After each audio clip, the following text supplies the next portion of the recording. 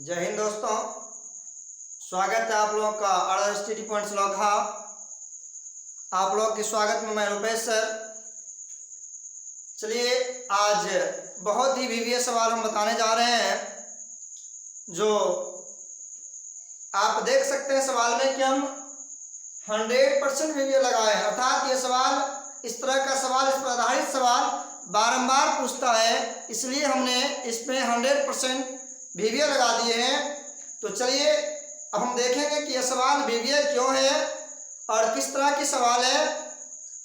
यह सवाल केसी सिन्हा एक्सरसाइज 14.1 का 19 नंबर का सवाल है, जिसमें कहा गया कि नीचे लिखे बारंबारता बंटन का मान 62.8 है और कुल बारंबारता का योग 50 है। तो लुप्त बारंबारता F1 और F2 ज्ञात करें। फिर से देखिए, कहता है कि नीचे लिखे बारंबारता बंटन का मान 62.8 है और कुल बारंबारता का योग 50 है। तो लुप्त बारंबारता F1 और F2 ज्ञात करें, जिसमें वर्ग अंतराल दिया हुआ है 0 20 20 40 40 60 60 80 80 100 और 100 120, जिसका बारंबारता 5 F1 10 F2 7 और 8 है। तो चलिए अब हम लोग वर्ग चिन्ह से वर्ग अंतराल से वर्ग चिन्ह निकालेंगे। तो वर्ग चिन्ह बराबर हम लोग को सूत्र पता होना चाहिए कि वर्ग चिन्ह बराबर होता है निम्न सीमा प्लस उस सीमा बटा 2। तो जहां निम्न सीमा 0 उस सीमा 20 है, दोनों को जोड़ेंगे 20 होगा और 20 में 2 से भागा देंगे तो 10 होगा। इसी प्रकार से 40 और 20 को जोड़ेंगे 60 होगा, 2 से भागा देंगे 30 होगा। इसमें अगर डिवाइड करेंगे तो यह 50 होगा, यह 70 आएगा, यह 90 आएगा, यह 110 आएगा। तो इस तरह से हमारा वर्ग चिन्ह निकल गया। अब हम निकालेंगे बारंबारता और वर्ग चिन्ह से fx, उसके बाद हम चर्चा करेंगे सिग्मा fx पर। तो चलिए अब हम बारंबारता और वर्ग चिन्ह से fx निकाल लेते हैं। तो याद रखिएगा, कभी वर्ग चिन्ह और बारंबारता से fx निकालने में धरफड़ नहीं कीजिएगा, नहीं तो हो सकता है तो गुना करने में अगर थोड़ा सा भी गलती होती है तो सवाल क्या होता है, पुनरुत्पादन बिगड़ जाता है। और इस तरह से अगर हम लोग धरफड़ करके बनाते हैं तो सवाल का रिजल्ट भी बिगड़ जाता है। तो चलिए हम शांति से इसको देख लेते हैं। 5 गुना 10 50, F1 गुना 23 23 F1, यहाँ 10 गुना 50 500, F2 गुना 70 तो लिखेंगे 70 F2। उसके बाद 7 गुना 90 तो 9 7 63 0 9 630 हो गया। 8 गुना 110 11 8 88 0 880 हो गया। तो हम लोग fx निकाल लिए। अब निकालेंगे सिग्मा fx। तो चलिए सिग्मा fx निकालते हैं। तो दोस्तों याद रखिएगा कि जब F1 F2 रहे तो सबको एक साथ नहीं जोड़ेंगे, F1 को अलग F2 को अलग, और बिना चर राशि का जो अचर पद होगा उस अचर को हम लोग अलग जोड़ लेंगे। जोड़िए 0 का 0, उसके बाद 5 3 8 8 16 का 6 हासिल 1 8 1 9 6 15 5 20, यहां पर लिखेंगे 20। फिर से एक बार देख लीजिए, 0 का 0 8 3 11 5 16 का 6 हासिल 1 8 1 9 6 15 5 20 प्लस 30 F1 प्लस 70 F2। तो दोस्तों यहां से हमको सिग्मा fx निकल गया। अब निकालेंगे सिग्मा f। चलिए सिग्मा f की चर्चा करते हैं। देखिए यहां से 5 7 12 8 20 का 0 हासिल 2 1 3 प्लस F1 प्लस F2।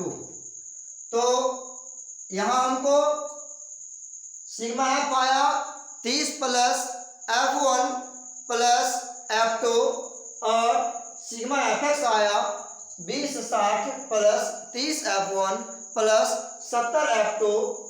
तो यहाँ देखिए बारंबारता बंटन का मान दिया हुआ है 62.8। तो हम लिखेंगे प्रश्न से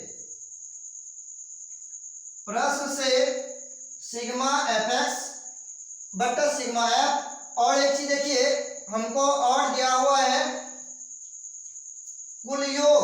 तो यहाँ एक चीज हम भूल रहे थे, तो लिखेंगे 30 प्लस F1 प्लस F2 बराबर 50। तो यह F1 प्लस F2 बराबर आ गया 50 माइनस 23। तो F1 प्लस F2 बराबर 50 में से 30 घटाएंगे 20 आएगा, जिसको हम समीकरण 1 मान लिए हैं। चलिए अब लिखते हैं हम प्रश्न से। तो प्रश्न से होता है सिग्मा एफ एक्स बटा सिग्मा एफ। तो sigma F x 20/60 plus 30 F1 plus 70 F2 बटा सिग्मा एफ। तो याद रखिएगा दोस्तों, सिग्मा एफ के जगह पर हम 30 प्लस F1 प्लस F2 नहीं देंगे, क्योंकि हमको दिया हुआ कुल बारंबारता कितना 50। तो हम यहाँ पर 50 लिखेंगे बराबर मान दिया हुआ है 62.8। तो चलिए हम ऊपर वाला संख्या से कॉमन ले लेते हैं। तो इसमें कॉमन लेंगे तो 10 कॉमन आ जाएगा। तो लिखेंगे इस 10 को कॉमन लेंगे तो यह आ गया 206 प्लस 3F1 प्लस 7F2 बटा 50 बराबर 62.8। तो यह 0 0 कट गया। अब देखिए 206 प्लस 3F1 प्लस 7F2 बटा 5 बराबर यह आ गया 62.8। जब हम दशमलव हटाएंगे बटे में 10 होगा। अब एक चीज याद रखिएगा कि नीचा से नीचा संख्या कट जाता है, बराबर के अंदर बराबर बाहर। तो यह 5 गुना 10 कट गया। अब देखिए इसके नीचा में कुछ नहीं तो 1। अब गुणात्मक गुना करेंगे तो 206 गुना हो जाएगा 412 प्लस 3 गुना 6 F1 प्लस 7 गुना 14 F2 बराबर 628। तो अब देखिए लिखेंगे 6F1 प्लस 14F2 बराबर 628 माइनस 412। तो चलिए हम यहां बनाते हैं 6F1 प्लस 14F2 बराबर, इसको घटाएंगे 8 में से 2 गया 6, यहाँ पर बच गया 2 में से 1 गया 1। अब देखिए 6 में से 4 गया 2। इसमें से दोस्तों 2 कॉमन आ जाएगा तो लिखेंगे 3F1 प्लस 7F2 बराबर 216। इसलिए 3F1 प्लस 7F2 बराबर 216 बटे 2, जिसको काटेंगे यह हो जाएगा 108। तो लिखेंगे हम 108। तो समीकरण यह 2 बन गया। यहाँ देखिए F1 प्लस F2 बराबर 20 और यहाँ 3F1 प्लस 7F2 बराबर 108। तो अब हम समीकरण 1 और 2 को हल करते हैं। तो चलिए हम समीकरण 1 और 2 को हल करते हैं। तो यहाँ पर हम हल करेंगे विलोपन विधि से। दिया हुआ है F1 प्लस F2 बराबर 20 और यहाँ 3F1 प्लस 7F2 बराबर 108। तो चलिए दोस्तों इसमें हम इसको विलोपन विधि से हल करते हैं।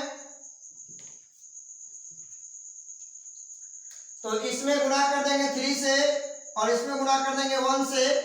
तो यहाँ देखिए यह हो जाएगा 3F1 प्लस 3F2 बराबर 20 या 60, और यहाँ इसको हम लिखेंगे 3F1 प्लस 7F2 बराबर 108।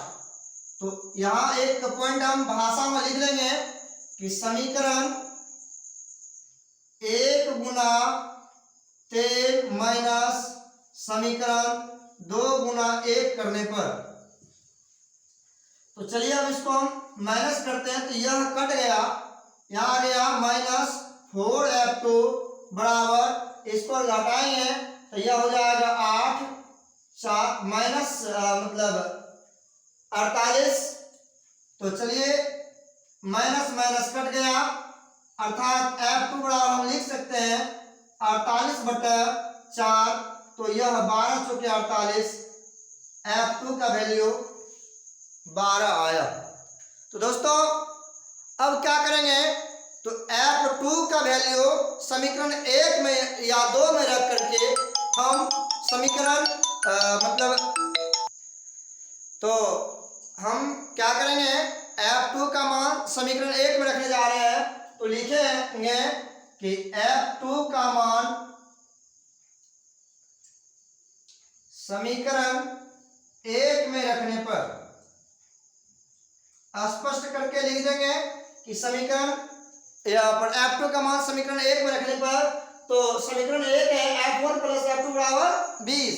तो चलिए अब F2 के जगह को हम 12 रखेंगे, तो लिखेंगे F1 प्लस 12 बराबर 20, इसलिए F1 बराबर 20 माइनस 12 अर्थात 8। तो अतः हम लिखेंगे F1 बराबर 8 और F2 बराबर 12। तो आसानी से यह सवाल निकल गया F1 और F2 का वैल्यू। तो दोस्तों यह सवाल आपको कैसा लगा? अगर यह सवाल अच्छा लगे तो चैनल को सब्सक्राइब कीजिएगा, बेल आइकन की घंटी को जरूर दबाइएगा, और नीचे कमेंट में यह राय जरूर दीजिएगा कि सवाल कैसा लगा। अगर किसी तरह की कोई प्रॉब्लम हो, कहीं समझने में कोई कठिनाई हो, तो कमेंट के माध्यम से बताइएगा, हम उसे समझाने का प्रयास जरूर रखेंगे। तो जय हिंद, हम फिर मिलते हैं अगले क्लास में।